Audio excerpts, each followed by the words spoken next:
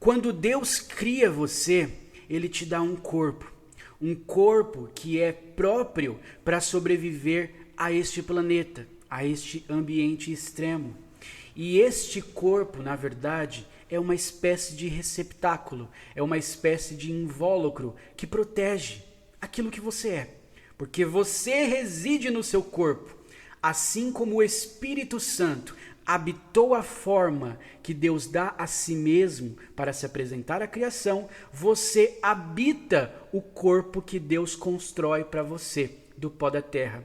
Deus usa os elementos do pó da terra para construir um corpo capaz de sobreviver a este ambiente extremo. E então Deus introduz você a este corpo. E o que é você? Você tem tudo aquilo que te define. O que nos define como seres humanos? Temos uma natureza. A nossa natureza possui um instinto próprio de sobrevivência. Esse instinto nos dirige a nos proteger. Precisamos nos manter em segurança. Precisamos nos alimentar. Precisamos nos reproduzir. No entanto, conforme nós vamos desenvolvendo, crescendo, envelhecendo, evoluindo, nós vamos construindo uma personalidade. Essa personalidade, ela é intrincada por tudo aquilo que define um humano comum. Você pode sentir paixão. Você pode sentir bondade. Você pode sentir liberalidade, você pode ser pacífico, você pode ser esperançoso, você pode ser benigno. Ou seja, tudo de bom atrelado à natureza humana, ela reside em você desde que Deus te criou.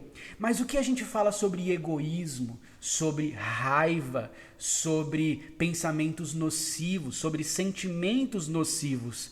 Será que isso é fruto do pecado? Na verdade, não. Será que Deus criou o egoísmo? Sim, Deus criou o egoísmo, porque o egoísmo serve como equilíbrio à sua bondade natural. Já viu aquelas pessoas que não conseguem dizer não para ninguém?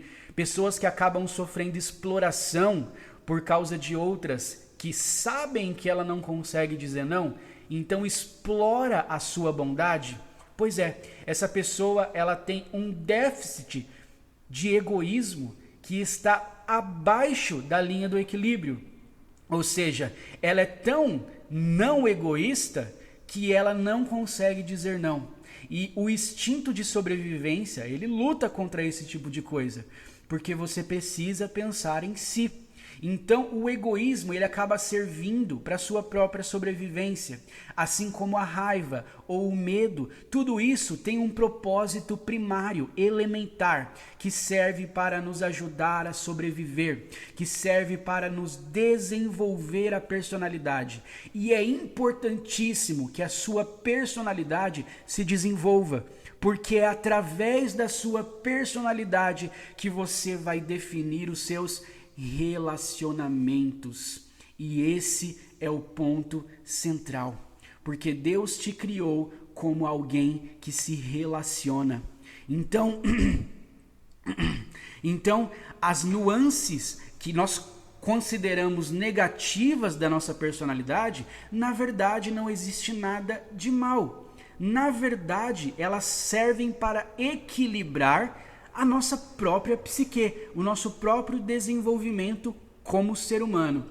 No entanto, quando uma coisa está fora de equilíbrio, quando você é bom demais, quando você é egoísta demais, quando esses sentimentos, quando essas moções naturais ficam em destaque, destacam mais do que a outra, significa que você precisa de reajuste.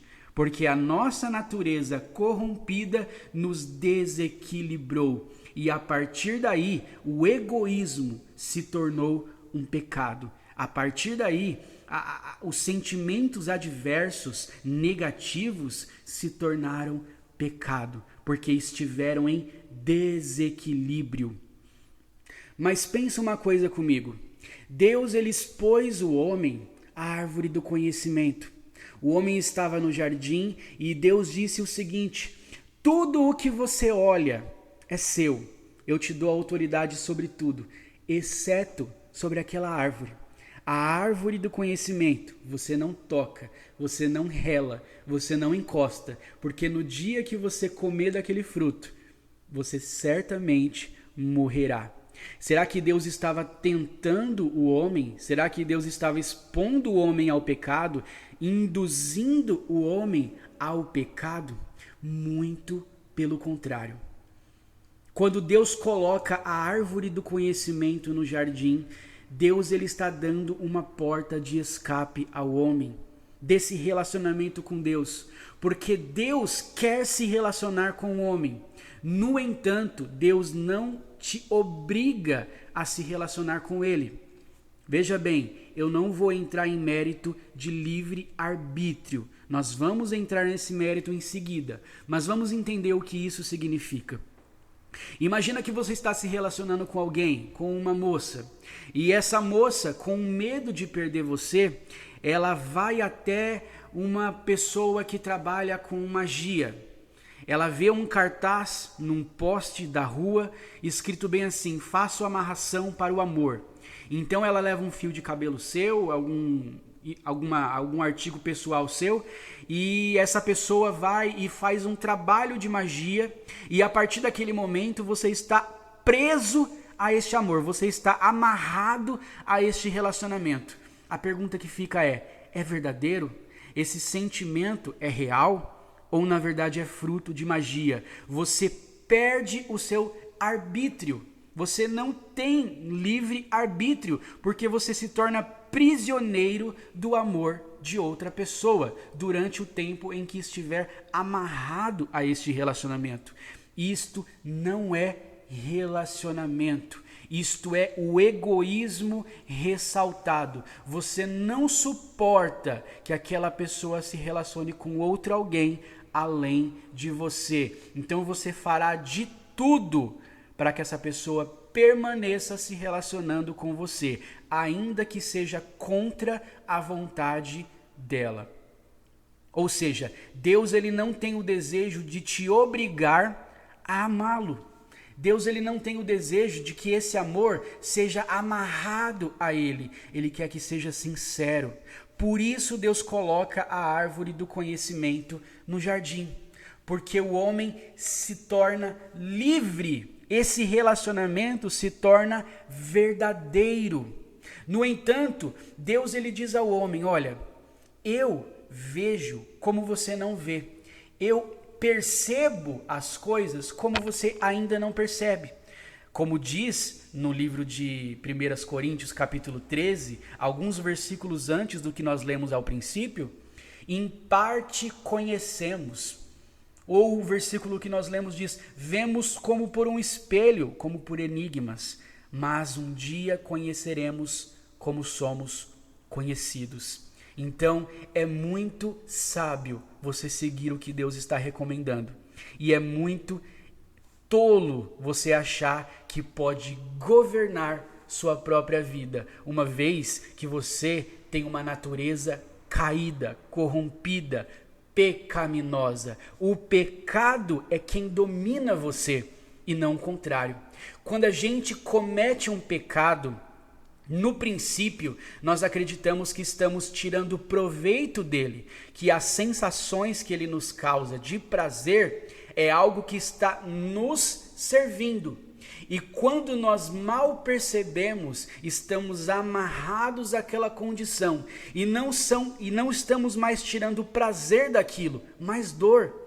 Quantas vezes eu já conversei com pessoas que estavam em condição de adultério e eles diziam para mim o seguinte: eu gostaria de sair, mas eu não consigo. Eu já tentei parar, mas eu não consigo. Quando eu vejo, eu já estou cometendo adultério. Quando eu vejo, eu já estou procurando relacionamentos extraconjugais. Ou seja, no princípio, você acredita que você está tirando proveito e prazer. No final, você percebe que não é um prazer. Você percebe que é uma dor. E você tenta se desagarrar daquilo, mas não tem força para sair. Porque a nossa natureza, ela nos prende, ela nos escraviza no pecado. O pecado ressalta o egoísmo E o egoísmo impede que você enxergue o mundo pelos olhos de outra pessoa.